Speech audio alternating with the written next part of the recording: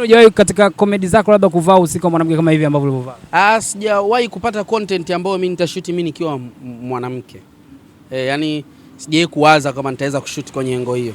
Mimi engo zangu zote ninazoshoot na shoot engo mimi mshikaji, mtoto, mwanaume, kijana, yani na shoot kwenye. Sijawahi kupata wazo la ni shoot mimi niwe mama kwa sababu wa mama kama hivyo hapo nikitaka scene ya mama nitamuita mama wigi, nikitaka mdada nitawaita wadada wanaoshoot hivyo.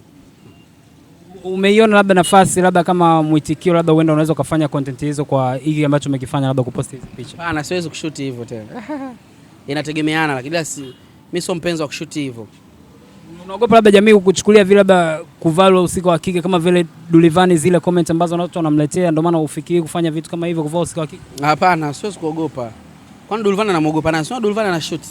Na watu walisema, lakini by the way wameshazoea na anaua joto, unaona anaua.